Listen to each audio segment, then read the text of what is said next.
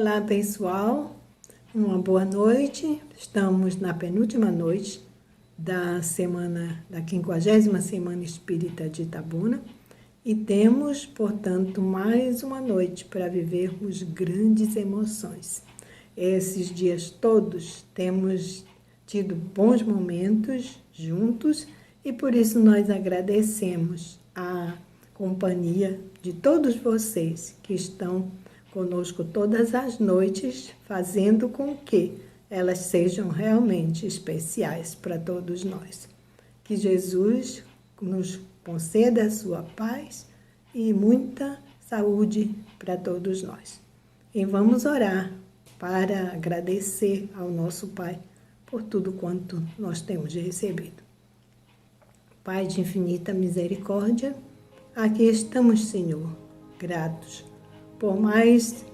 gratos pela vida, gratos por mais esse momento em que podemos desfrutar dos ensinamentos da nossa querida doutrina espírita. Pai amado, permite que nós possamos, Senhor, em todos os momentos das nossas vidas, lembrarmos da Tua infinita misericórdia para com todos nós. Nos destes por modelo e guia nosso amado Mestre Jesus. Divino amigo, permite que nós possamos sempre, com fé, esperança e muito discernimento, tentarmos, Senhor, manter sempre as nossas vibrações num clima elevado para facilitar o auxílio dos Espíritos amigos. Sabemos, Senhor, que não desampararás a nenhum de nós as Tuas ovelhas, e que velas por todos nós, todos os dias, continuando assim o Teu propósito de acompanhar-nos até o final dos tempos. Que a Tua misericórdia, Senhor, nos envolva, nos ampare e nos conceda as luzes suficientes para compreendermos o momento em que estamos vivendo e efetuarmos as mudanças que necessitamos fazer em nós mesmos. Que nessa noite, Senhor, possamos desfrutar da alegria de ter a companhia dos amigos espirituais que te representam e que nessa companhia amável, Senhor, nós possamos ter a coragem de seguir sempre os Teus passos aqui na terra. Concede-nos, Senhor, as Tuas bênçãos, envolvendo os nossos companheiros que vão fazer o momento artístico e a nossa palestrante da noite de hoje. Que a Tua doce paz continue conosco para sempre. E assim seja. Então, nesse momento, nós convidamos a nossa querida Andréa Bien, que é quem vai fazer a nossa abertura musical. Andréa, que é esse soprano maravilhoso, que traz sempre para nós muita emoção ao nosso coração, porque ela canta com o coração e encanta os nossos também. Portanto, conosco agora a nossa querida Andréa Bien. Olá, amigos, boa noite. Nesse penúltimo dia, né, de Semana Espírita aí, 50ª Semana Espírita de Itabuna. Hoje é sábado, então eu escolhi duas canções bem animadas, canções que representam alegria, para a gente fechar esse sábado e esse dia com muito sentimento bom nos nossos corações. Então a gente vai iniciar fazendo uma linda canção de Chaplin, Smile, Sorri. Às vezes é difícil e por tudo que a gente vem passando tá difícil, mas sorrir é a melhor solução.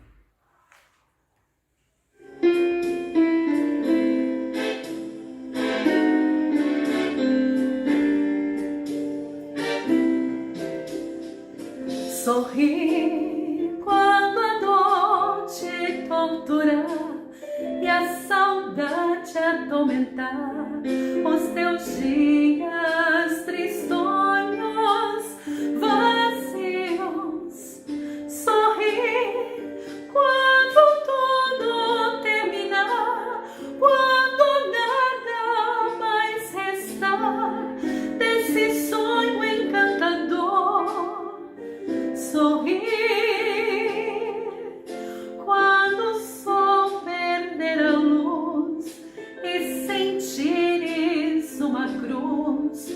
nos teus ombros cansados, doídos. Sorrir, vai mentindo a sua dor, e ao notar que tu sorris, todo mundo irá supor que és feliz.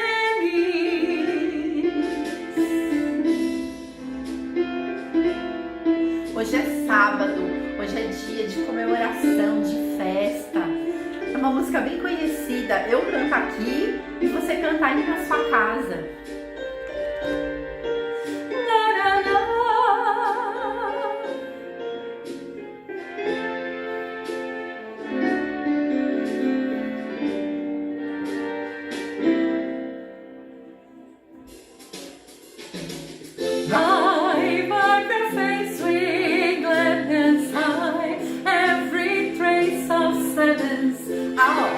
Though it is maybe ever so near, there's a time you must keep your trying smile.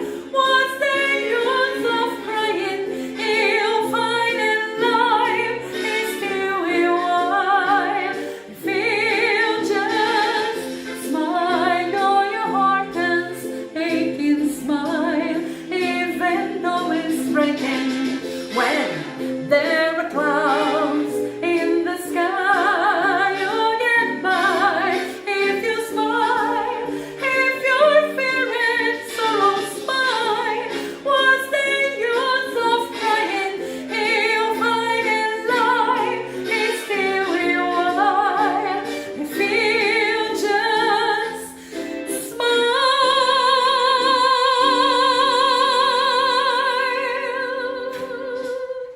Vamos sorrir. Maravilhoso ouvir Andréa. Sempre é um enorme prazer. Ela sempre traz para a gente aquilo que nós estamos precisando em termos de musicalidade para os nossos corações. Mas logo mais a gente vai ter mais um pouco de Andréa conosco. Então, nós não vamos nos despedir dela, porque ela estará conosco daqui a pouco também. Logo ao encerramento da palestra, né? Olá pessoal, um abraço fraterno a todos que estão acompanhando a 50ª Semana Espírita Itabuna, que tem como temática Jesus, Guia e Modelo da Humanidade. E nós estamos passando para deixar um agradecimento muito fraterno a todos os nossos irmãos da Web Rádio Portal da Luz de Dourados, Mato Grosso do Sul. Essa Web Rádio, juntamente com os demais parceiros, Web Rádio Sementes de Amor, de Campo Grande, Mato Grosso do Sul, e a Web Rádio Doutrina do Rio de Janeiro, nos auxilia, nos ajuda na divulgação deste importante evento para nós da região sul da Bahia. E nós estamos, mais uma vez, nesta edição, contando com o auxílio de divulgação destes queridos irmãos de Dourados, Mato Grosso do Sul, ao Luiz Domingues, a Dilene e a toda a equipe da Web Rádio Portal da Luz, o nosso abraço fraterno. Fiquem com Deus. E nesse momento, nós vamos fazer aquela viagem, uma viagem maravilhosa que tem sido feita todos esses dias, com uma história das 50 Semanas Espíritas de Itabuna e também com momentos especiais do movimento espírita da nossa cidade e notícias do que passou no movimento espírita geral, né, da Federação Espírita do Estado da Bahia e da nossa Casa Mater, a Federação Espírita Brasileira. Então, nesse momento, mais um episódio dessa história que tem trazido tanta alegria para nós. Seguimos.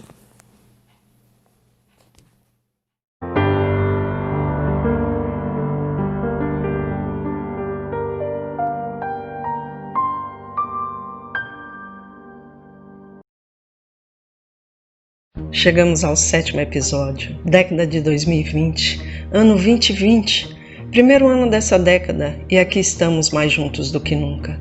construindo num espaço totalmente virtual, mas em tempo real, a 50ª Semana Espírita de Itabuna.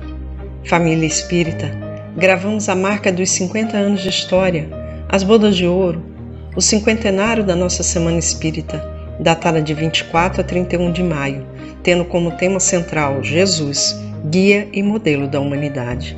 Jesus, nosso convidado ilustre virtualmente presente em todas as edições deste evento. Nos 6 episódios anteriores, demos notícias de fatos que aparentam ser simples mudanças, mas olhadas sobre outro prisma, são profundos registros no livro da vida da coragem cristã de homens e mulheres espíritas, nesse solo baiano, nesses quase 50 anos. 50ª Semana Espírita de Itabuna é a primeira semana totalmente virtual, uma experiência diferente de tudo que vivenciamos antes. E só foi possível porque cada um de nós tomou para si uma pérola e juntos fizemos a diferença. Transformamos nossas pérolas, nos reinventamos, tornamos-nos canal IC no YouTube e usamos nossas redes sociais para exibir garbosamente o folder virtual da 50ª Semana Espírita de Itabuna. Ousamos sonhar e materializamos este sonho. Foram muitos os desafios. Como não podia ser diferente, também houveram erros, mas os acertos deixaram marcas de que essa semana foi inegavelmente de muita luz, derramada na aparente escuridão dos tempos atuais. Assim, valeu a pena sonhar juntos e acreditar que Jesus está presente com sua equipe virtual de trabalhadores desde a primeira edição deste evento. Do ICEI, 1.900 inscritos, 5.304 visualizações nos vídeos da apresentação do canal, dos convites da 50ª Semana Espírita, da 19ª Semaninha, do 8º Encontro com a Juventude e da programação da 50ª Semana. Quantas mensagens pelas redes sociais para fazer circular esses materiais. Gratidão ao trabalho de formiguinha de cada um de vocês. E o que falar do nosso time de palestrantes, formado por 8 amigos de ideal espírita, que também tiveram que se reinventar para dar suas mensagens e não medir esforços para que a 50ª Semana Espírita de Itabuna acontecesse no tempo previsto, com o brilhantismo de sempre. Assim, marcamos aqui nossa gratidão com um abraço fraterno a Ari Quadros, Patrick Pires, Ricardo Ferreira, Lindomar Coutinho, Abigail Guimarães, Jorge Larra, hoje, sábado, Luziane Bahia e amanhã, domingo, no encerramento, Marcel Mariano.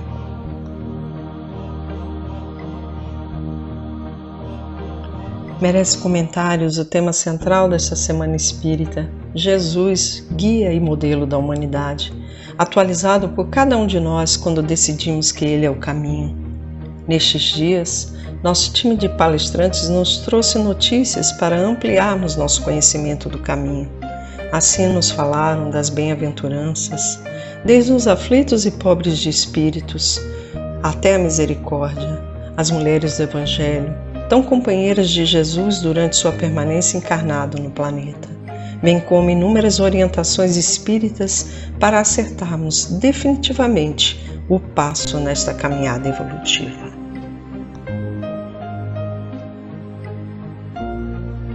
O relatório virtual do YouTube registra que até o dia de ontem, após a palestra, tivemos em média 2.013 visualizações para cada dia da Semana Espírita. E curiosamente, 1 hora após a estreia de cada vídeo da semana, tivemos 988 visualizações em média, e chegando ao máximo de 1.201. Um público muito acima do que seria no presencial. 2 horas depois da estreia, esses números impressionam ainda mais. 1.246 visualizações, chegando ao máximo de 1.569. Sobre os espectadores simultâneos, ou seja, assistindo conjuntamente, inclusive os que se comunicam pelo chat, chegamos ao número médio de 500 pessoas. A semaninha também foi um sucesso de visualizações, chegando à média de quase 400 visualizações a cada dia. Nosso canal ICEI é sucesso total.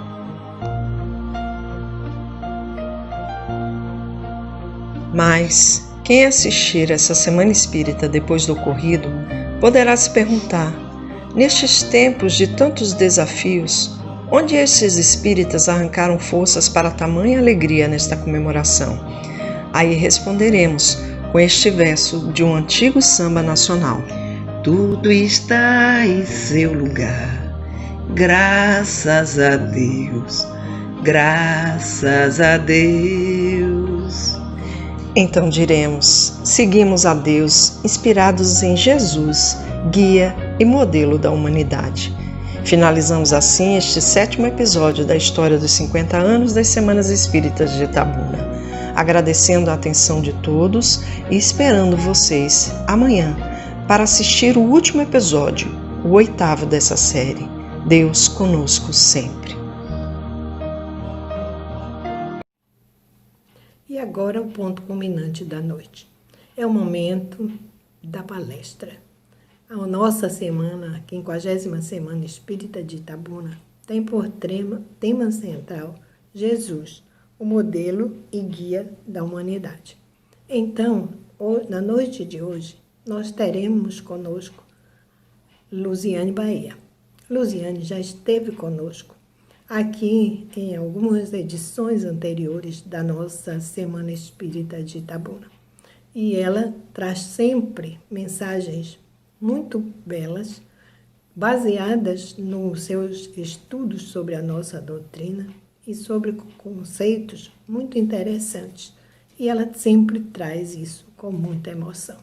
Então, nessa noite, não vai ser diferente. Ela vai nos trazer, com certeza, momentos de grande emoção e grande conhecimento da doutrina. Luziane, ela é de Salvador. Ela trabalha na Mansão do Caminho. Ela é evangelizadora e ela é expositora espírita, muito requisitada em congressos espíritas, não só do nosso estado, mas de vários outros estados do nosso Brasil.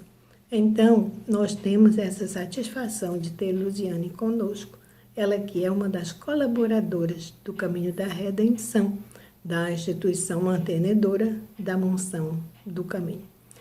Conosco, então, para trazer para nós esses momentos de emoção e de reflexão sobre o tema Buscai e achareis, a nossa Luziane Bahia, direto de Salvador.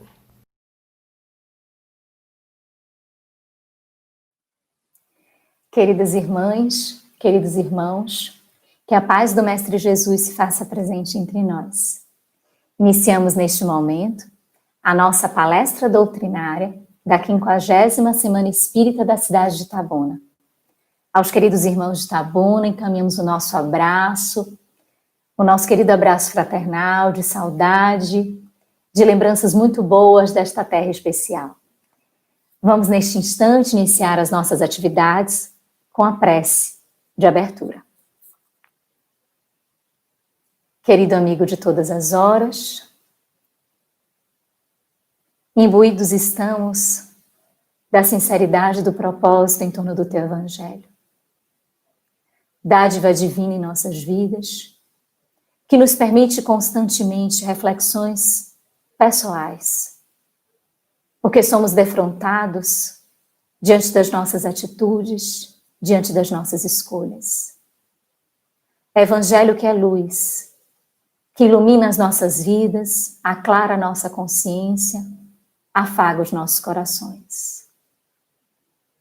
Permite, Mestre, que nestes minutos que irão se suceder, que encontremos na tua mensagem lenitivo, salutar, a libertação necessária das amarras que ainda trazemos em nosso interior, para que através das reflexões que são originárias da tua mensagem, consigamos nos permitir ainda mais exercícios pessoais da transformação.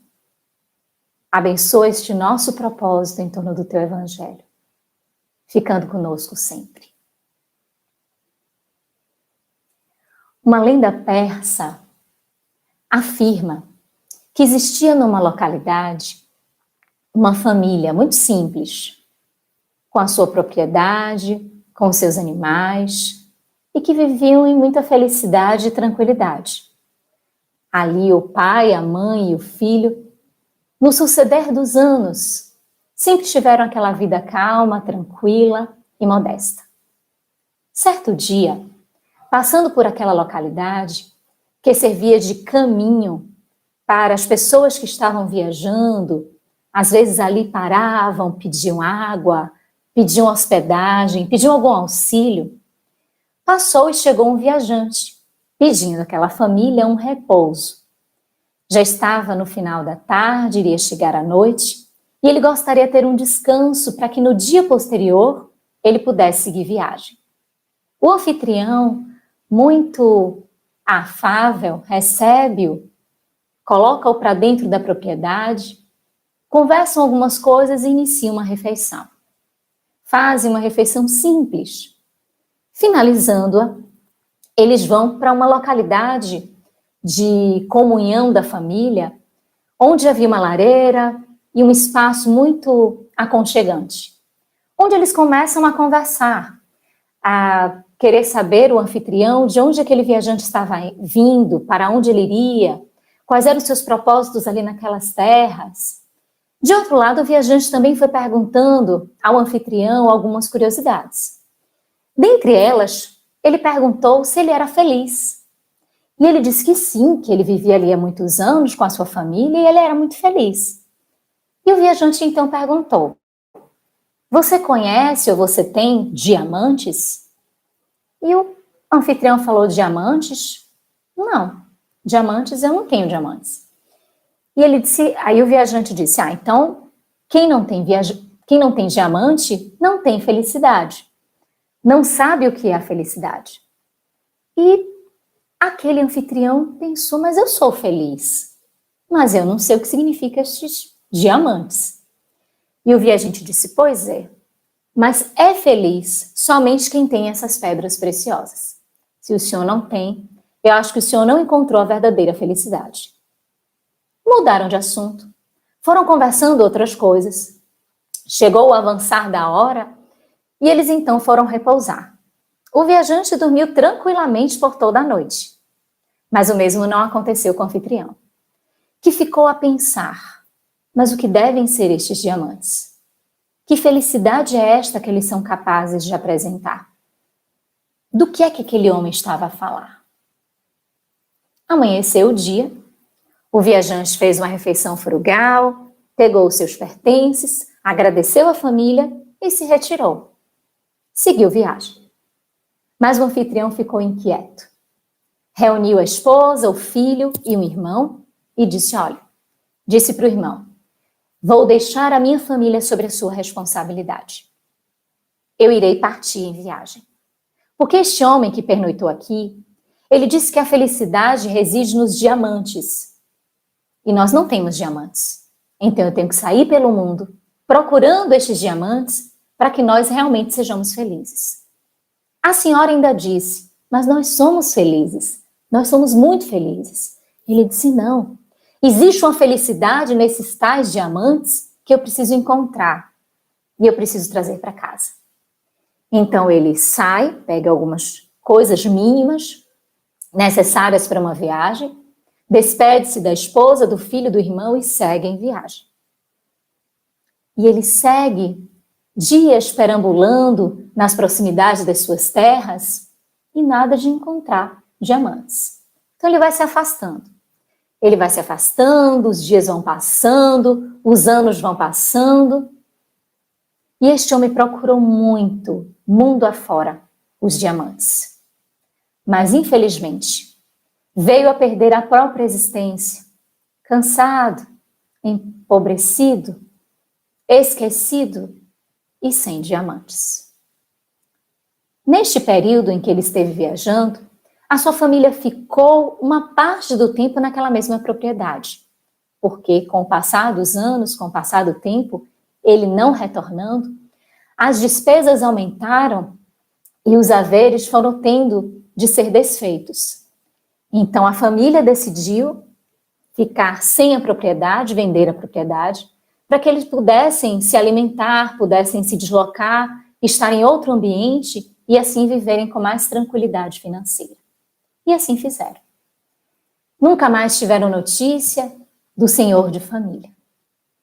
Passado algum tempo, naquela mesma propriedade, que foi daquele anfitrião, agora morava uma outra família, um outro senhor daquelas terras, com a sua esposa e com os seus filhos.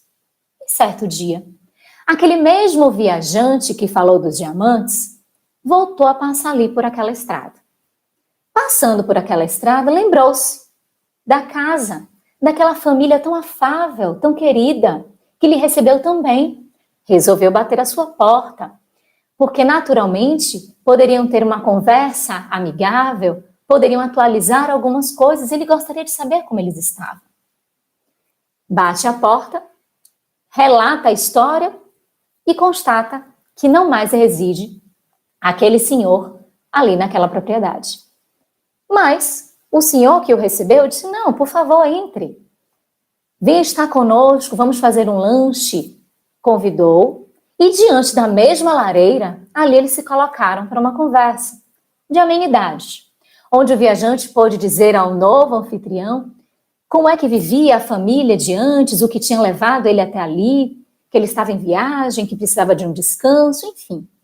Quando, de repente, o viajante notou que na lareira, vez que outra, fazia um brilho diferente.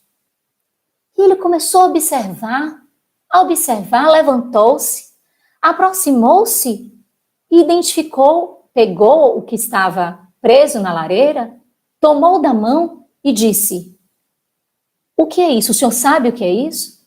Ele disse: não, estas pedras tinham um monte aqui atrás, no córrego que passa aqui na nossa propriedade. E o viajante disse: homem, isto são diamantes. E o novo anfitrião falou: diamantes? Mas o que são diamantes? São pedras preciosíssimas, disse o viajante. Você pode me mostrar? Claro que sim. É no córrego aqui atrás, dentro da nossa propriedade. E diz a lenda persa que nesta localidade foi descoberta uma grande mina de diamantes, uma grande mina de pedras preciosas. Esta história, ela consta do prefácio do livro Garimpos de Amor, que é um livro de autoria do espírito Joana de Ângeles, por psicografia de Divaldo Pereira Franco. E é uma lenda muito interessante, que faz com que nós reflitamos sobre a nossa busca, sobre aquilo que nós buscamos, onde depositamos o nosso interesse, onde depositamos a nossa vontade, onde depositamos a nossa energia e o nosso tempo. É da natureza humana a busca. O homem se inquieta diante do desconhecido. O homem se inquieta diante das possibilidades.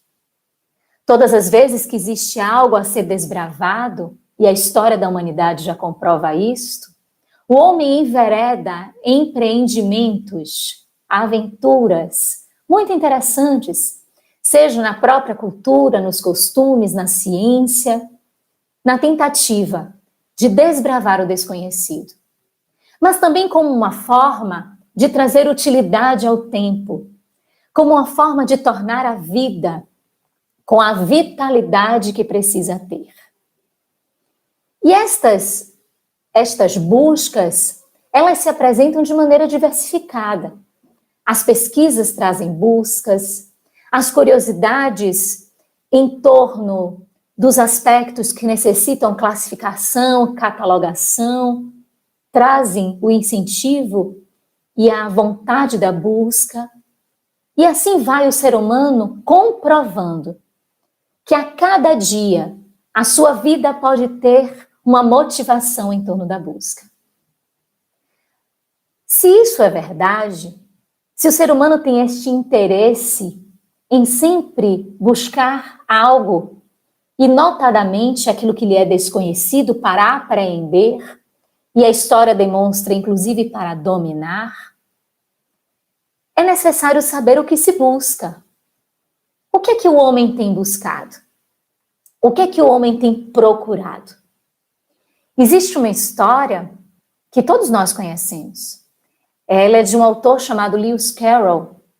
E a história é Alice no País das Maravilhas, que conta a história de uma garotinha de 7 anos de idade que está a ler um livro no jardim de casa, quando de repente vê um coelho branco passar com um relógio e diz: tô atrasado, e sai correndo. Ela acha interessante um coelho falar, e um coelho segurando o relógio. Então ela vai correndo atrás do coelho, ele se joga em um buraco, ela vai atrás e começam as aventuras de Alice nesse País das Maravilhas. Ela mergulha, encontra um biscoito que faz com que ela cresça, outro que faz com que ela diminua, ela passa por um buraquinho de uma fechadura e ela vai percorrendo em diferentes cenários a sua história e vai conhecendo um pouco mais, até que chega um determinado momento em que ela se encontra perdida. Ela não sabe mais para onde ir. E aí lhe aparece um gato sorridente e ela diz: eu preciso de sua ajuda. Ele pergunta: mas como eu posso te ajudar? O que você deseja? Ela disse: mas eu estou perdida. Eu não sei qual o caminho. E aí o gato pergunta para ela: mas onde você gostaria de chegar? Para onde é que você está indo? Para onde é que você está seguindo? Qual é o caminho que você busca? E ela diz: eu não sei. Eu não sei, qualquer um. Eu estou perdida. E então o gato traz uma mensagem muito interessante, que diz assim: para quem não sabe onde quer chegar, qualquer caminho serve. E esta reflexão é interessante. Porque se da natureza humana busca, e o homem não sabe o que busca, o homem não sabe onde quer chegar, qualquer caminho lhe serve para atender esta vontade da busca, inclusive os caminhos equivocados, inclusive os caminhos das ilusões, inclusive o caminho do mal. Encontramos a nossa sociedade, uma sociedade moderna, tecnológica, mergulhada em buscas, mas buscas desvirtuadas da grande profundidade do buscar. Encontramos imersos nesta sociedade individualidades que estão a buscar nas fantasias do materialismo e da utopia circunstâncias que são perecíveis, que desaparecem, que se desestruturam ou se desagregam e por conta disto as suas vidas perdem o sentido, porque aquilo que buscavam perde o interesse, perde o objeto, a razão de muitas vezes existir. Quando vemos a sociedade buscar o materialismo, é como se fosse uma busca constante, uma procura incessante pelo prazer.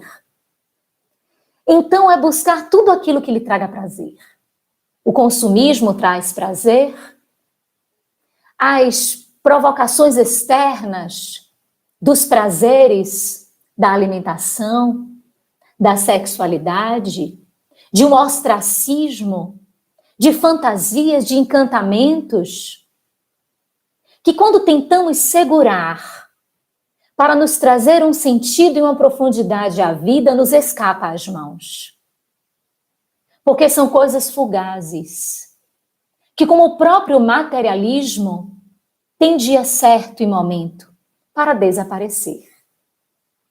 O ser humano não consegue traçar uma vida inteira em busca de prazer, porque a materialidade não lhe apresenta substrato ou substância de excelência, a ponto de manter a sua existência constante, com um movimento de sentido de vida, capaz de lhe preencher as entranhas da alma. De igual forma, as utopias. Quando se busca a beleza a todo custo, de se manter sempre belo, ou de sempre buscar a beleza como opção, pouco importando o sentimento, a profundidade das relações ou dos seres, mas o verniz e a capa de uma beleza social, de um automatismo dentro de uma convivência, onde a imagem significa absolutamente tudo. Onde pouco importa quais são os pensamentos e os ideais que se movimentam. Mas se o exterior apresenta um convite que seja propiciador de uma imagem, ali já haveria uma satisfação. E encontramos, nos tempos modernos, grandes vazios existenciais, a ponto da benfeitora Joana de Ângeles, em sua mais recente obra, trazer o título Vidas Vazias. E dentro desta obra, encontramos reflexões da benfeitora sobre buscas que são ilusórias e que o ser humano empreendeu à exaustão, perdendo o seu tempo, a sua energia, o seu propósito, malbaratando as oportunidades, para que estivesse imerso em verdade em circunstâncias que não lhes depositam tesouros reais, a ponto de afagar o coração ou de tranquilizar a mente. E é neste cenário que encontramos como consolação, que encontramos como sustentáculo a doutrina dos Espíritos. E é tão linda, porque Jesus prometeu, ele afirmou, de que enviaria o Consolador prometido, que ficaria conosco a nos atender às necessidades, necessidade de busca, porque iríamos buscar decodificar a mensagem de Jesus através da modernidade intelectiva a qual nós estamos mergulhados. Iríamos ter a necessidade de mais conhecimento e este Consolador prometido, segundo o Mestre, viria trazer aspectos que ele não trouxe e esclarecer outros tantos. Justamente porque diante de um amadurecimento que nós iríamos, ao longo dos séculos, alcançar pela naturalidade da lei do progresso, desejaríamos o Cristo de volta. E o Cristo de volta coadunando a sua mensagem da moralidade dentro de uma ciência, filosofia e religião que nos pudesse satisfazer as buscas constantes do ser, que é a busca pela felicidade, a busca pela sua inteireza moral e pelos seus aspectos mais profundos. E vem a doutrina dos Espíritos. E em a primeira obra, que é o Livro dos Espíritos, cuja primeira edição foi publicada em 1857, encontramos na questão 132, segunda parte deste livro, uma questão feita por Kardec muito interessante. Qual o objetivo da encarnação? Qual a finalidade da encarnação? E os Espíritos respondem que é o alcance da perfeição, que é nós alcançarmos, buscarmos esta perfeição. Perfeição esta que sabemos ser relativa, porque absoluta somente cabe ao Pai.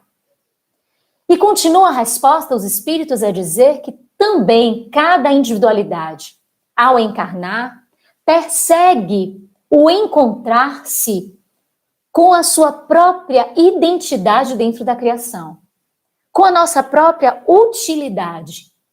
O que é que nós temos a realizar dentro da própria criação? O dever, o fazer.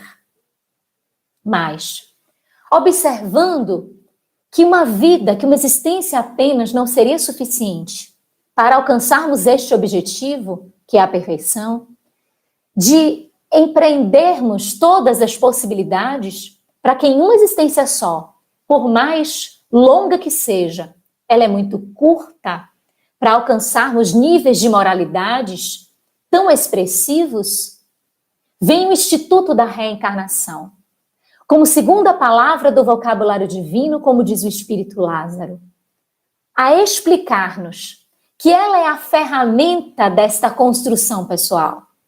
Que se todos nós partimos da simplicidade e da ignorância, para alcançarmos esta perfeição, trazida pela questão 132 em sua resposta, precisamos de mais de uma existência.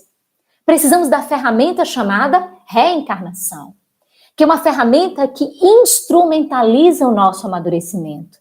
Ela que nos possibilita o crescimento.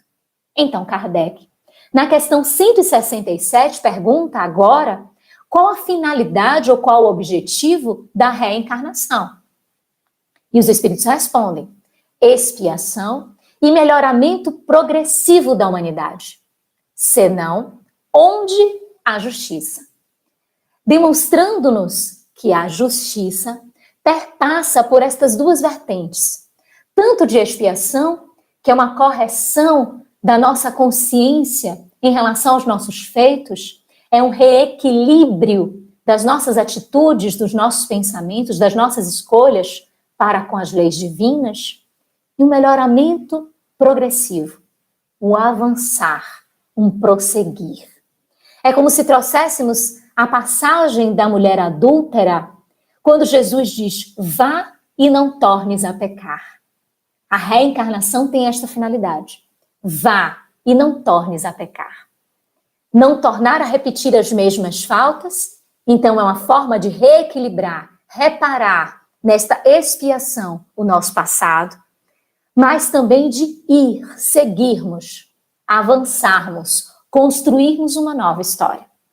Então a doutrina dos espíritos, ela nos apresenta um objetivo amplo de vida. Se nós, em algum momento, paramos para pensar: qual o sentido da minha vida? Qual o sentido da minha existência? Eu estou aqui para fazer o quê? O que é que eu vim perseguir? O que é que eu vim buscar? A doutrina dos espíritos nos responde isto de forma ampla, que nós estamos aqui para perseguirmos a nossa perfeição, para conquistarmos, para encontrarmos esta nossa perfeição. E como ela coaduna encarnação com reencarnação, nós encontramos imerso neste momento temporal, nesta caminhada da simplicidade à angelitude, do átomo ao arcanjo, como diz a questão 540 do Livro dos Espíritos, encontramos aí imersa, uma lei. Porque para que tudo isto possa ser alcançado, essa nossa busca precisa ter uma motivação. Então a doutrina dos Espíritos nos traz um sentido amplo e nos mostra a ferramenta para alcançar este sentido. Porque a lei que faz com que tudo isto possa acontecer é a lei do trabalho. Como dizem os espíritos, trabalho é toda ocupação útil. Não fala em dinheiro, não se fala em poder, não se fala em cargo. Fala-se em toda ocupação útil. Darmos uma utilidade ao nosso tempo. Esse é o nosso sentido de vida. Trabalharmos. Porque, como nós sabemos, até hoje o Pai trabalha. E a lei do trabalho faz com que todos nós estejamos mergulhados nesta magia que está imersa na busca e que perpassa pela conquista. As leis divinas nos ensinam que tudo em universo precisa ser conquistado. Nada é amealhado por privilégios. Tudo que dispomos dentro da nossa personalidade, que constrói e constitui a nossa individualidade, é uma conquista. A nossa condição de espíritos, seres individualizados, as potências da alma, como nos traz tão bem Leon Denis em sua obra O Problema do Ser, do Destino e da Dor. Em sua última parte, quando fala da vontade, do livre-arbítrio, da consciência, do pensamento, do amor e da dor. Nos traz as potências da alma, que são conquistas da alma. Dentro estas conquistas da lei do trabalho, que recebe pelos seus feitos uma consequência. Se tudo em a vida são conquistas, tudo parte de um trabalho, e alcança um efeito que tem as consequências que recaem sobre nós. É a chamada lei de causa e efeito, que a doutrina nos explica tão bem, e que está bem explícita no capítulo 5º do Evangelho segundo o Espiritismo, Bem-aventurados os aflitos, logo no início, justiça das aflições, causas anteriores e causas atuais das aflições. A causalidade nos demonstra uma certa fatalidade. Se escolhemos de tal forma, teremos o desiderato, teremos as consequências de acordo com aquelas nossas escolhas. Então, se tudo é conquista, percebemos que a lei do trabalho movimenta esta busca. Faz com que nós empreendamos esforços. Não há qualquer tipo de prêmio sem que haja o trabalho. Não há qualquer tipo de benefício sem que haja o trabalho. Então, as consequências dos nossos feitos podem ser ruins, se as nossas causas foram ruins, mas podem ser positivas. E estas causas e efeitos, estes efeitos, estão necessariamente ligados à lei do progresso. Então, a grande vida, o grande universo, a grande proposta de movimentarmos a nossa reencarnação perpassa por estas duas leis, de forma muito imbrincadas, interligadas. A lei do trabalho que movimenta a nossa ação, os nossos feitos, e a lei do progresso que demonstra as suas consequências. Progresso este que sabemos ser material e intelectual. E este progresso, a depender do que nós elejamos, nós poderemos criar embaraços. Pergunta de Kardec aos espíritos: é possível parar o curso do progresso e impedir o progresso? É possível? Os espíritos dizem que não. É possível criar embaraços, mas não parar o progresso. Não temos como parar. E quando criamos esses embaraços estão onde? Nas nossas buscas desfocadas. Nas nossas buscas desprovidas de um sentido mais profundo. E que estão elas pautadas em duas grandes chagas: egoísmo e orgulho. E as suas disseminações: vaidade, ciúme, inveja, avareza, fazendo com que reflitamos que este progresso, que é consequência do nosso trabalho, para que ele possa ser distanciado de uma dor e de um sofrimento que vinha nos acarretar consequências nefastas, precisa trazer escolhas que sejam positivas. Precisamos saber o que buscamos para conseguirmos achar aquilo que buscamos. Quem nos ensinou isto foi Jesus. Lá no Evangelho de Mateus, quando ele nos fala, capítulo 6, quando ele nos fala: buscai e achareis, pedi e obtereis, batei e abri-se-vos-á. Ouçamos estas três expressões, os três primeiros verbos das três expressões: buscar, pedir, bater. Ações vindas de nós, para nós acharmos, obtermos e termos a conquista de abrir-se as portas das oportunidades ou do reino dos céus, precisamos nos movimentar em buscar, pedir e bater. Demonstrando Jesus que não há privilégio, que para que conquistamos dentro da lei do progresso, impulsionemos o nosso melhoramento, vai ser necessário trabalho, é necessário esforço. E este trabalho e este esforço são necessários para burilarmos as nossas individualidades. Porque não há como. Partimos da simplicidade e ignorância para o alcance da perfeição sem que nos transformemos, porque não é mágica, não é milagre.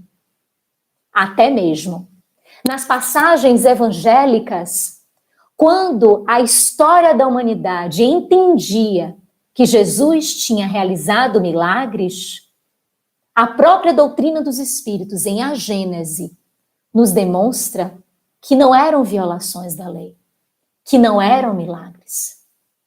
O próprio benfeitor Bezerra de Menezes, ao falar da misericórdia e dizer que ela é uma graça concedida ao ser humano, ele diz que não há graça que seja privilégio.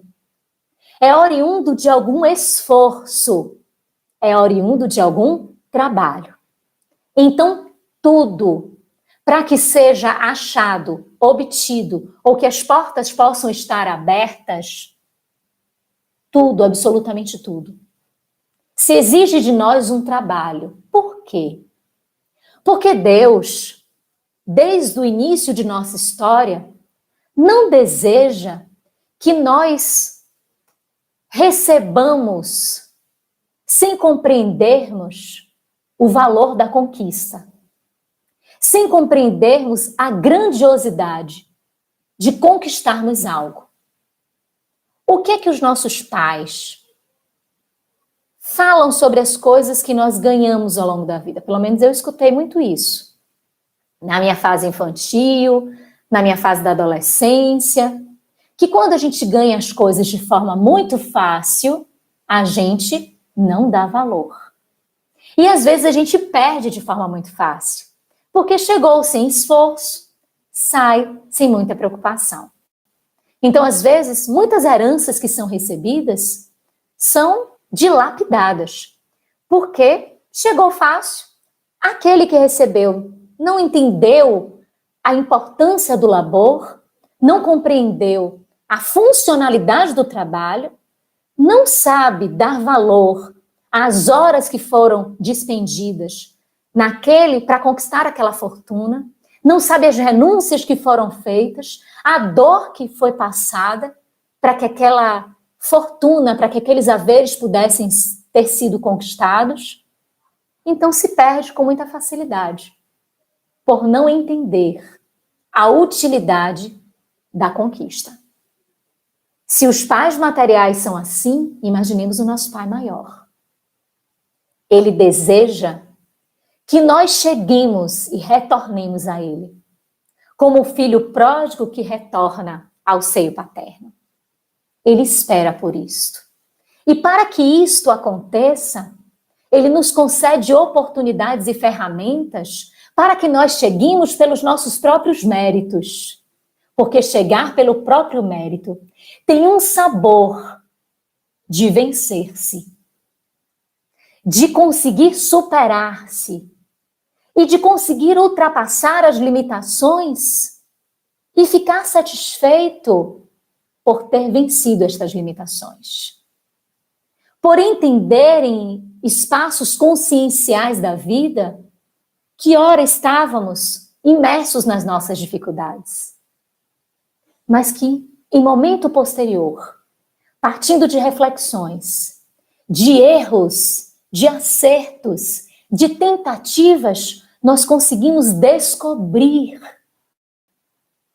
o nosso interior e fazer com que aquela nossa busca tenha um sentido de encontro, que nós consigamos achar aquilo que procuramos.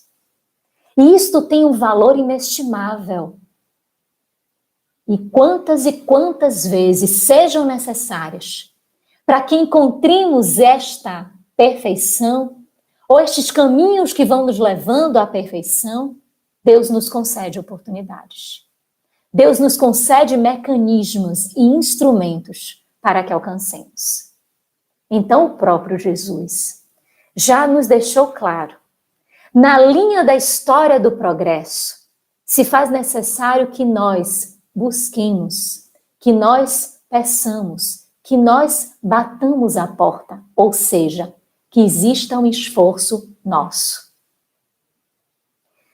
Como diz o Espírito Emmanuel, nem que seja comentando esta passagem do Evangelho de Mateus, no Evangelho segundo Emmanuel, catalogação de Saulo César, pela Federação Espírita Brasileira. Nem que sejam esforços mínimos, nem que seja um mínimo de esforço.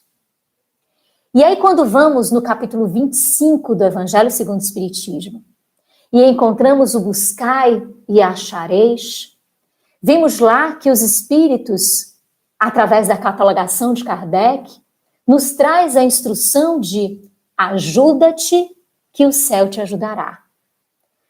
Ajuda-te, movimento nosso para conosco, de realizarmos atitudes necessárias, alcançando objetivos e requisitos para o nosso próprio auxílio, para que o céu possa nos ajudar. Ou seja, não podemos ficar parados de braços cruzados e dizer: Deus, eu gostaria da felicidade. Deus, eu gostaria do bem-estar. Deus, eu gostaria da paz, da tranquilidade. Não. Trabalhar. Ajuda-te, que o céu te ajudará. Busca que vai achar. Mas buscar, tem que saber o que vai buscar. Porque a gente também pode dizer: ah, não, mas eu busco direto e Deus não me dá. Eu não acho. Eu busco e não acho. Será que a gente está buscando certo? Será que a gente está buscando reais tesouros? Ou a gente está buscando pedras que não são preciosas? Será que nós estamos buscando aquilo que vem a trazer um preenchimento às nossas lacunas da intimidade da nossa alma, da nossa personalidade?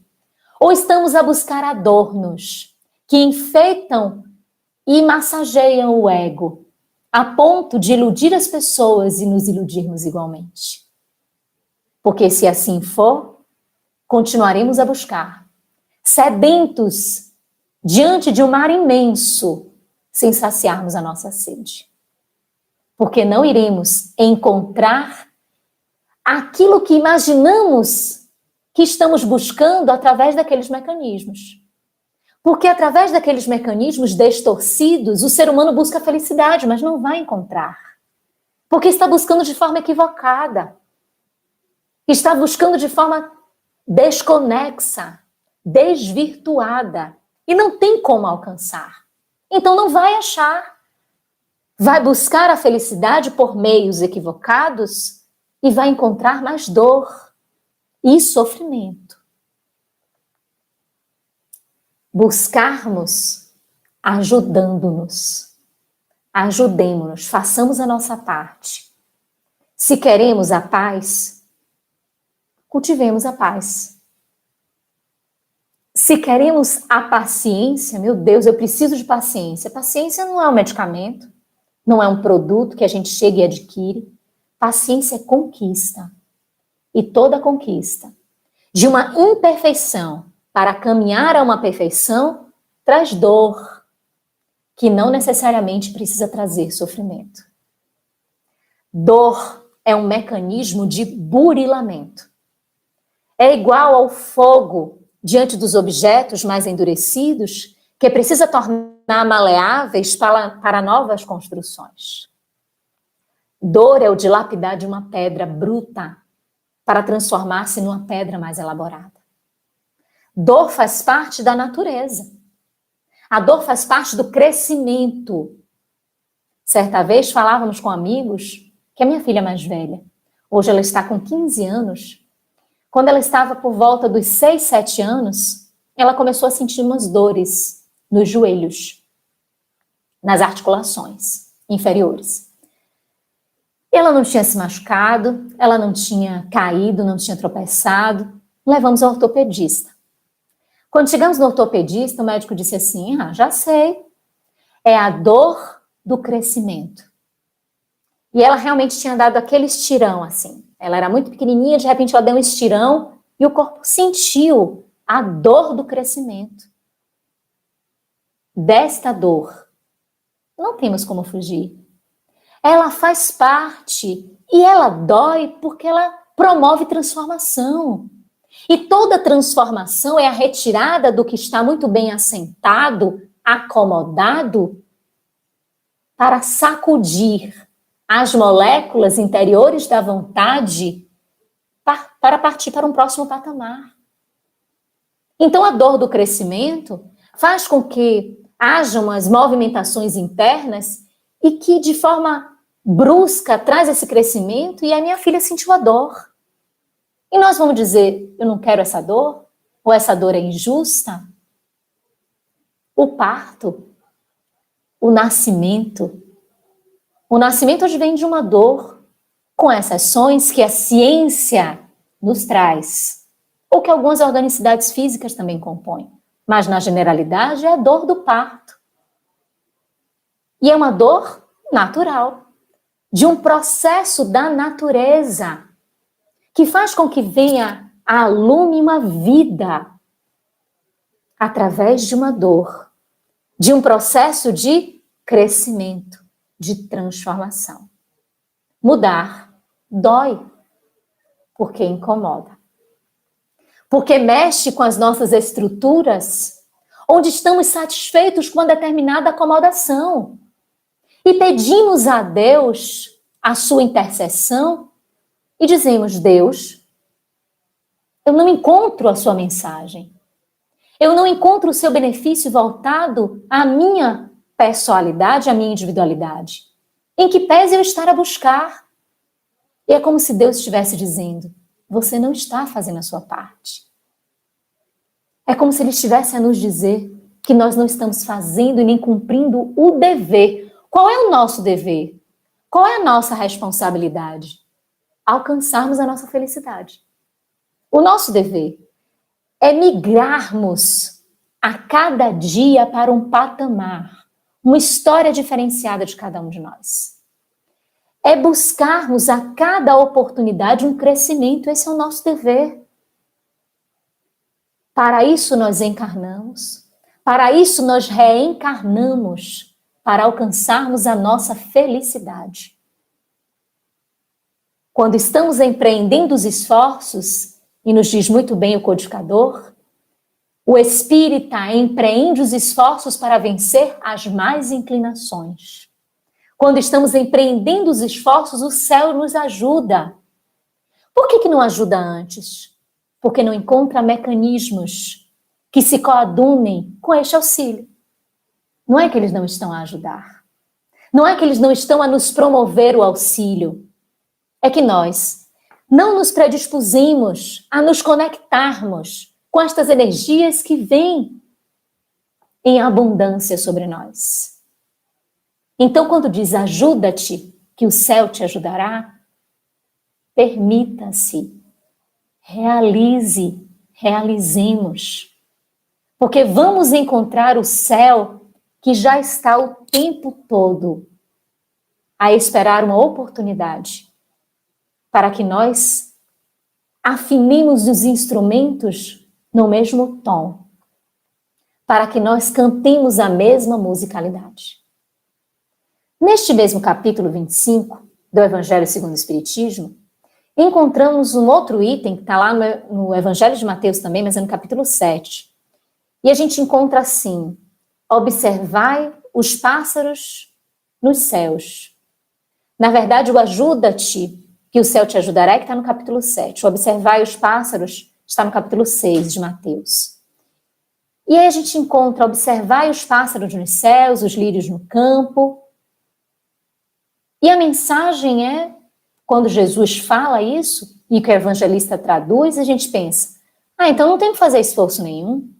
Então está contraditório com este ajuda-te que o céu te ajudará.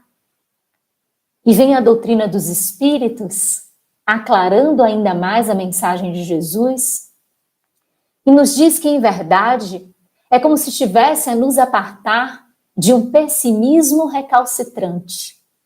No dizer de Emmanuel, também nos comentários ao Evangelho de Mateus por Emmanuel.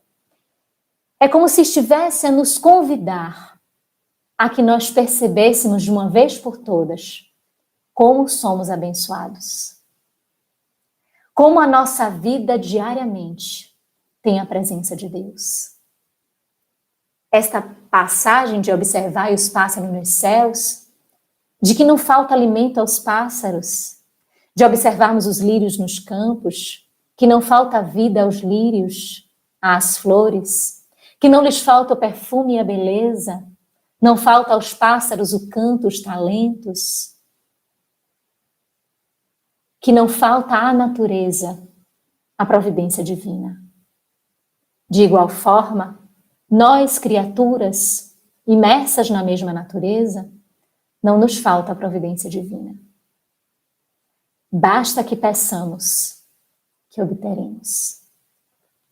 O pedir não é porque Deus precisa ouvir por ele não saber, mas é novamente o mesmo do ajuda-te que o céu te ajudará. O pedir é a conexão que nós fazemos. É o ensaio de humildade que nos permitimos, porque quando não oramos, quando não falamos com Deus, quando não fazemos este contato mais íntimo com Ele através da prece, quando não deixamos em suas mãos, em sinceridade e em fé, aquilo que nos angustia, é porque o nosso orgulho fala mais alto. É porque, de alguma forma, não acreditamos em Deus. É como se não soubéssemos que Ele, sendo divindade, sendo o Pai de todos nós, é uma constante providência em nossas vidas. E que tudo o que pedirmos a Ele, iremos obter. Da mesma forma que buscai e achareis, nem sempre pedimos de forma adequada. Nem sempre fazemos o petitório de forma correta.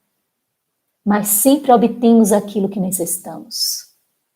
Então, se o nosso pleito apresenta-se equivocado, mas está imbuído de uma sinceridade, de uma vontade de melhoramento, nós vamos obter o que estamos necessitando e que deveria ser o objeto do nosso pedido e não foi, pela nossa imaturidade, pelo nosso desconhecimento, pela nossa ignorância. Mas este observai os pássaros nos céus é o incremento da nossa fé. É sabermos que todo o trabalho tem de ser empreendido por nós, mas acima de tudo está a vontade de Deus. Porque às vezes, quando também exercitamos o trabalho, queremos uma consequência matemática do trabalho. Mas só estamos a olhar esta vida. Só estamos estabelecidos em consciência, em lembranças desta vida. Então, às vezes, trabalhamos e queremos auferir numa mesma medida do trabalho realizado. Mas esse trabalho, que falamos aqui desde o início da nossa conversa, que os Espíritos nos trazem como lição, é um trabalho do Espírito, constante em uma seara, em uma jornada do Espírito, e não simplesmente em uma única encarnação. Porque em uma única encarnação não nos é possível alcançar esta moralidade. De igual forma, não é possível empreendermos todo o trabalho para que consigamos conquistar e achar, obter, as portas estarem abertas para aquilo que gostaríamos ou desejaríamos. Em muitos momentos, estamos trabalhando nesta reencarnação o que não trabalhamos nas anteriores. E estamos alcançando o fruto deste trabalho que agora está sendo realizado, mas não na medida, na intensidade que nós gostaríamos, mas na medida exata de um merecimento que é conquistado. Porque quando vamos fazer a conta dos dias trabalhados, do tempo que foi dedicado ao trabalho, temos lacunas nas encarnações anteriores, onde não dávamos o devido valor e respeito ao trabalho, onde não entendíamos a sua ocupação útil e a sua grandiosidade. Então, este buscar e acharei, principalmente nesse observar os pássaros nos céus, é olharmos o quanto os espíritos estão aos nossos lados, o quanto eles estão atendendo aos nossos chamados, o quanto no anonimato trazem benfeitorias que nós desconhecemos, nos convocando à saúde, à paz, a uma vida de fraternidade, de solidariedade, de caridade, que nós não imaginamos. Aproveitando minimamente os nossos feitos, aproveitando os nossos pensamentos e as nossas ações, mesmo que mínimas, de acordo com o bem, de acordo com as leis divinas, para instrumentalizar sobre nós misericórdia. Em o livro Sexo e Destino, de autoria de André Luiz, psicografia da primeira parte de Valdo Vieira e a segunda parte de André Luiz, encontramos a história de diversas personagens, dentre elas uma senhora chamada Márcia, que ao longo de toda a obra veio trazendo vários descalabros morais, várias permissividades, licenças, que acabavam por caracterizando-a em débitos muito maiores do que situações ou escolhas positivas. E lá pelo adiantar da obra, o instrutor chamado Félix, que é um benfeitor muito especial desse livro, que os irmãos que já leram, já estudaram, hão de lembrar, num determinado momento que a dona Márcia precisava de uma intercessão, ele pergunta assim à equipe que estava observando a reencarnação destas personagens: existe alguma atitude dela, diante desses descalabros todos, dessas licenças morais, destes equívocos imensos que ela cometeu? E ela, neste período, a gente via muitas cargas negativas, entidades que se coadunavam com o pensamento dela, desejando obsidiá-la. E ele diz: tem alguma coisa que ela fez? E eles, passando o olhar sobre a vida desta mulher, eles dizem assim: teve um momento em que ela ajudou a filha dela para o relacionamento afetivo, e ela foi responsável por essa felicidade da filha. Ela facilitou, ela fez o que estava a seu alcance realizar e se dedicou para isso. E ele diz assim: então, pautado nisso, ela vai receber o nosso auxílio. Meu Deus, isso é divino. Isso é especial demais. Porque é mostrar que existe a lei de Deus, de causa e efeito, e que esta misericórdia, como disse o Dr. Bezerra de Menezes, ela vem, mas ela vem atrelada a uma construção, a um trabalho, a um esforço, a um labor que foi feito. E aí nós passamos para o último item do capítulo 25, que diz que nós não devemos nos afadigar pela posse do ouro.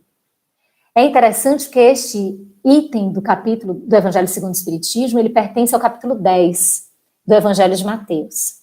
O capítulo 10 do Evangelho de Mateus foi um especial lido por Francisco de Assis e que completou a sua conversão. Francisco já estava sensibilizado com todo o Evangelho do Cristo e a sua missão voltada para Jesus, mas quando ele leu o Evangelho de Mateus, no capítulo 10, que fala do sermão aos discípulos, Francisco se encanta. E é de encantar mesmo. Porque lá o mestre, na catalogação do evangelista, está lá dito quais são os 12 apóstolos, tem o nome deles, né, nos versículos, tem o nome deles, e as orientações que Jesus vai apresentar a eles, para que eles sigam em viagem, para que eles sigam na disseminação da mensagem do Evangelho. E nessas orientações é que ele diz: não vos afadigueis pela posse do ouro, dizendo aos mensageiros que nada falta aos prepostos de Deus. Que sempre os prepostos, os discípulos, os seguidores de Deus, os seguidores do Evangelho, sempre estão sustentados pelas mãos de Deus. E ouvir isto, ler isto, estudar isto, traz um conforto. Porque Jesus diz: se entrardes em algum lugar, não forem recebidos, muito bem recebidos, sacode a poeira dos vossos pés e saiam. Sacudir a poeira dos pés é não guardar rancor. É não carregar nas sandálias da alma os episódios tristes no momento em que os cristãos saem para levar a mensagem de Jesus.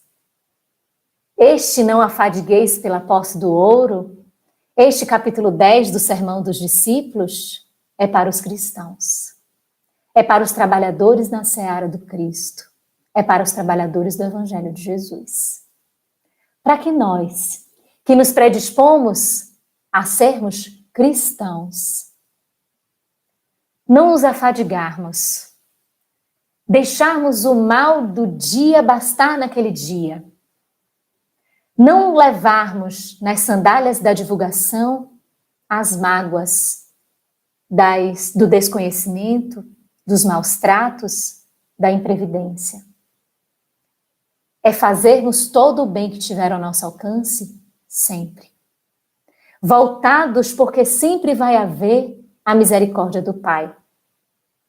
Que nós nunca duvidemos que mesmo caminhando e os caminhos sendo difíceis, o Pai sempre vai estar conosco. Ontem, assistimos uma entrevista que foi feita com o padre Marcelo Rossi.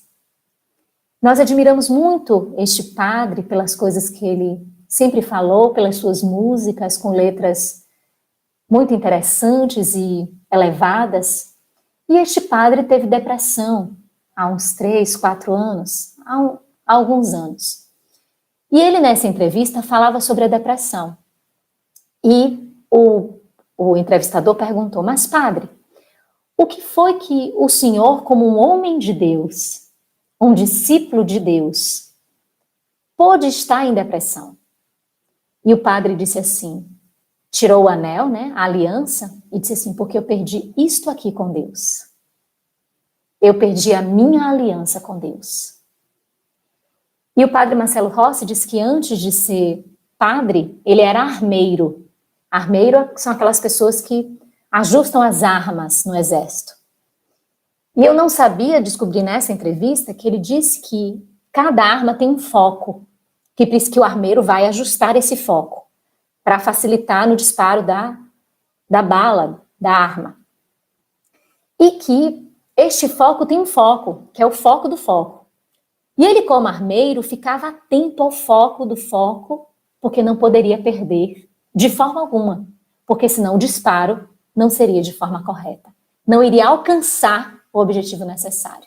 Então ele disse assim, no momento em que eu estive em depressão é porque eu perdi o foco. Eu deixei de orar e de vigiar. Eu era um profissional da religião. Eu entrava, iniciava, fazia a minha missa, saía e aquilo não me significava mais nada. Depois que eu alcancei o objetivo, que era de trazer mais fiéis à igreja, porque ele disse que quando ele era padre muito novo, logo no início, o Papa João Paulo II veio ao Brasil e ele esteve numa palestra, num momento que era de fala do Papa, e o Papa tinha dito que aquela parábola das ovelhas, que antes eram 99 salvas e uma perdida, e que naquele dia, onde o padre Marcelo escutava a preleção do Papa, que em verdade eram 99 perdidas e uma salva. Então, a partir daquele dia, ele trouxe para si, não, eu tenho que conquistar essas ovelhas. E essas ovelhas não estão somente dentro da igreja, elas estão no mundo, então eu tenho que ir ao mundo, eu tenho que cantar ao mundo. E ele disse que quando começou a ver que a igreja trazia de volta estes fiéis, estas pessoas sinceras para a religião, ele relaxou, ele perdeu o foco e ele se distanciou de Deus. Então ele viu-se na depressão.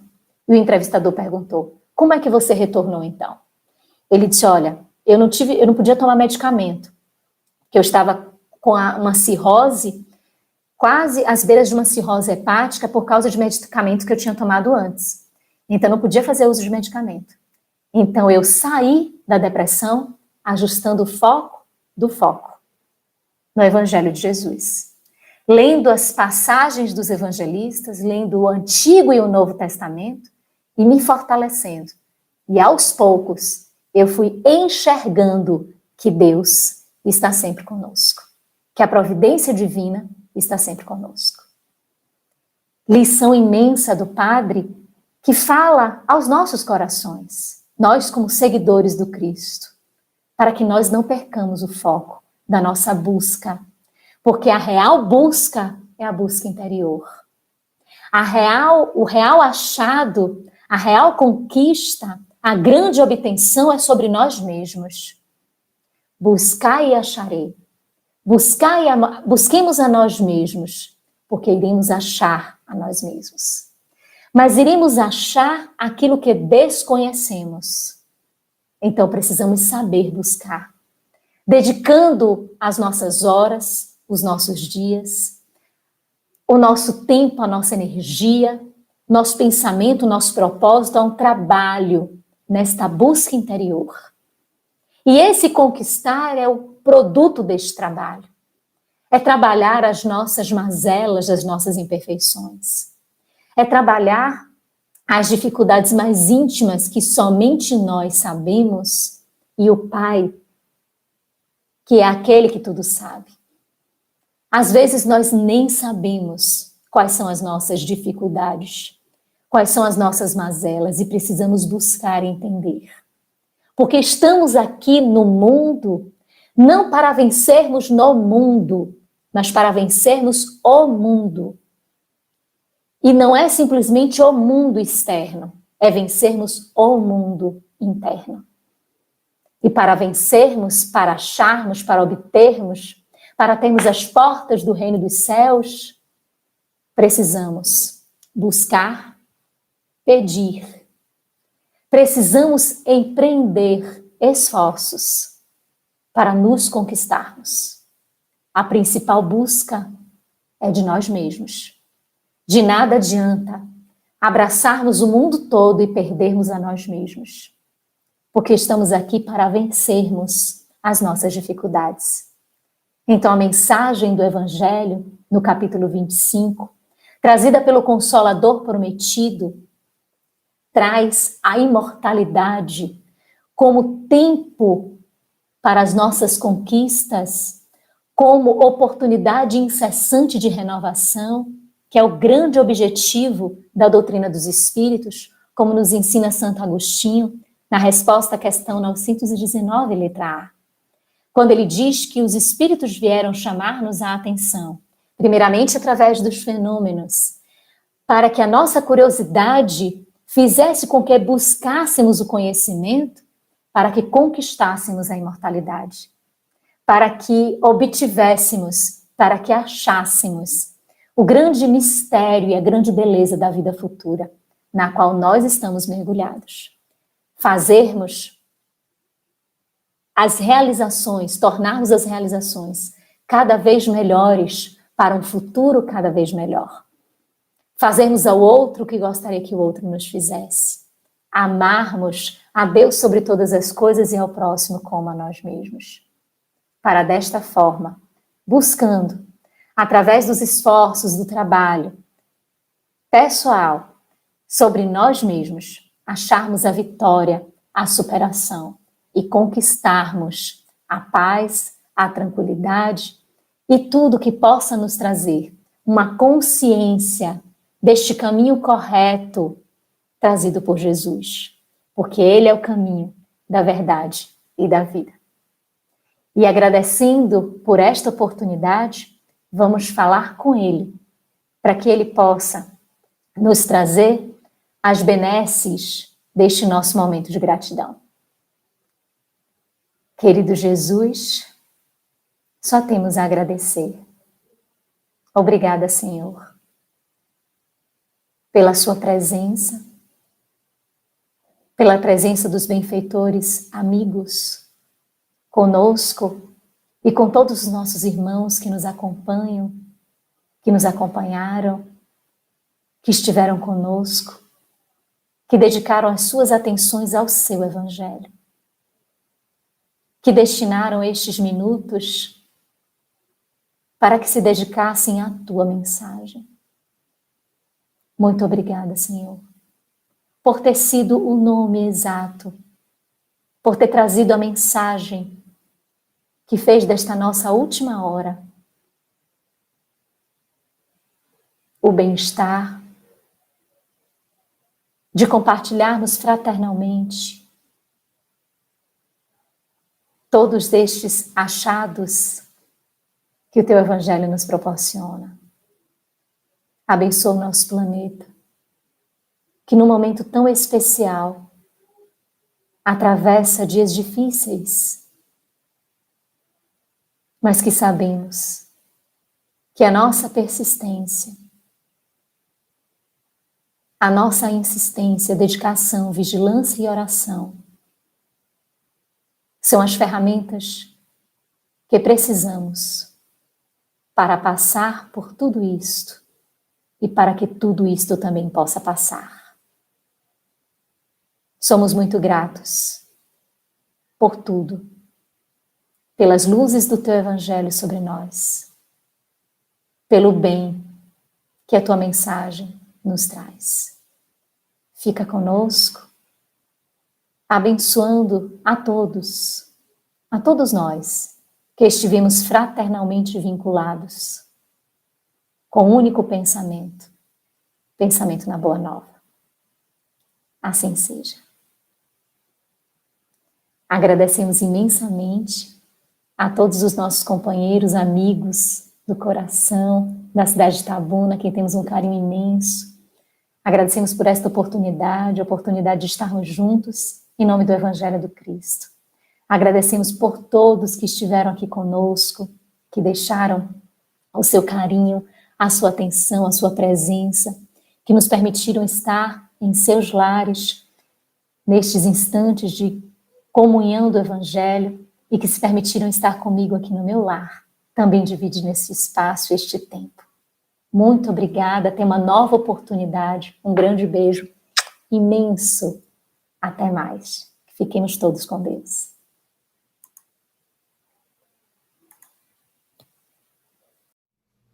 Conforme falamos ontem, uma alegria maravilhosa, momentos realmente que vamos recordar com muito carinho. Esses são daqueles do recordar é viver. Obrigada, Luziane. Que Deus continue a iluminar seu caminho como palestrante, minha irmã, levando-a a muitos voos maravilhosos no bojo da nossa amada doutrina espírita. Muito obrigada por esses momentos tão bons que deixou de lembrança para nós. E vamos agora, então, a mais um momento musical com a nossa querida Andréa Bien. Essa canção que eu escolhi para fazer agora também é muito alegre e ela fala volare. Volare em italiano é voar. Então vamos voar, vamos para o céu azul. A canção diz, vai para as estrelas, vai para o céu azul, vai buscar essa felicidade. Então vamos aproveitar, buscar essa felicidade em nós, e eu aproveito para oferecer a todos, em especial para o seu Joãozinho, porque ele adora música italiana, então eu ofereço em especial ao nosso querido Joãozinho.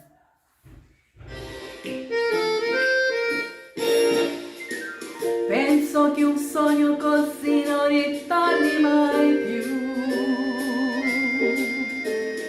e mi piangevo le mani la faccia del blu. Poi d'improvviso venivo dal vento rabbito e cominciavo a volare nel cielo infinito. Volare,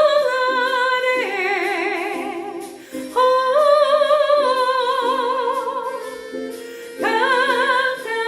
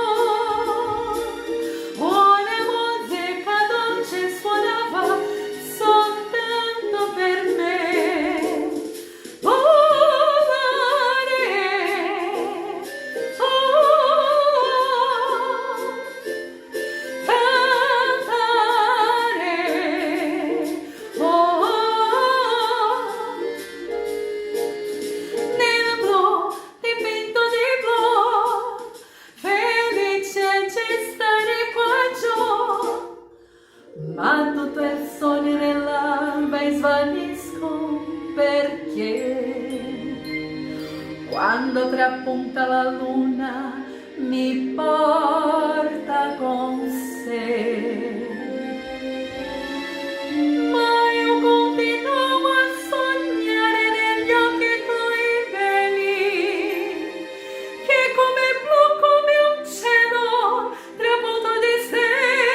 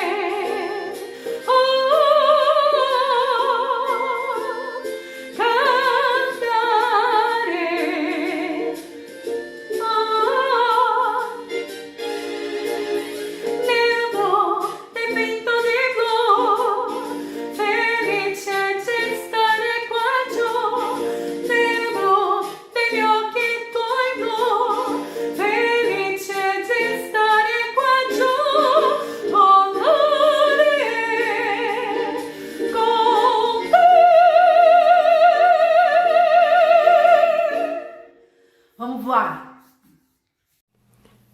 Obrigada, querida Andréa. Delícia ouvir você. Deus te abençoe, amiga querida, e lhe dê muitos e muitos momentos para que você cante e encante, levando aos corações a alegria que a música nos traz. Nós estamos muito gratos e muito felizes por ter você conosco nessa noite. E agora é chegada a hora das nossas despedidas. E vamos encerrar esse dia que trouxe para nós realmente grandes emoções. E vamos encerrá-lo agradecendo ao nosso Mestre Jesus por esses momentos tão bons, por essa alegria de podermos, apesar da distância, sabermos que estamos juntos num pensamento tão bom, o pensamento de que somos filhos de Deus, somos herdeiros desse universo e somos companheiros, amigos e irmãos para sempre.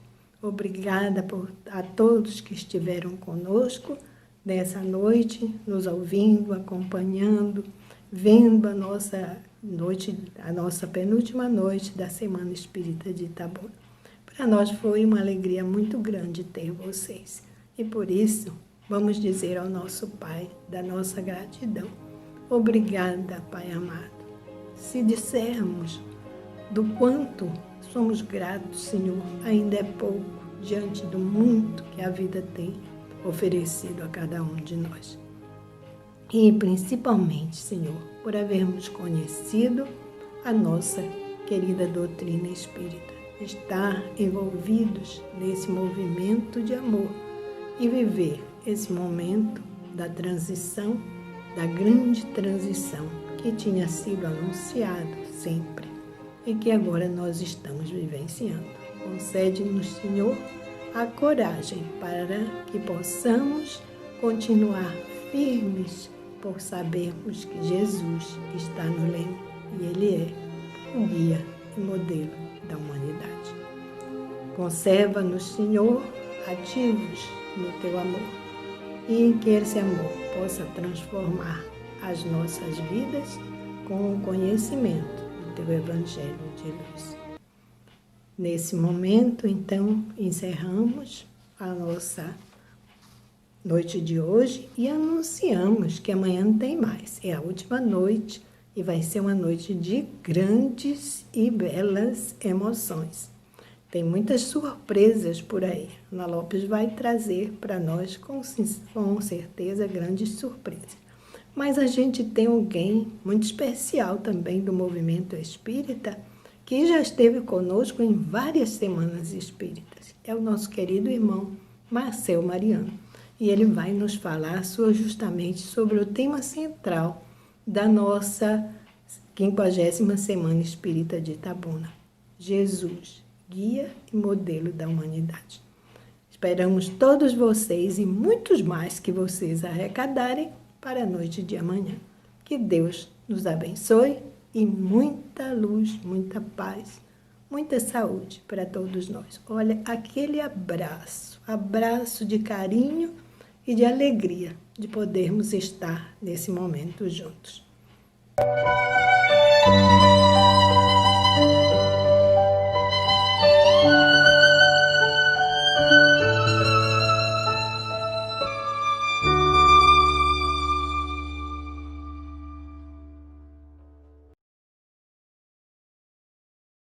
Até amanhã.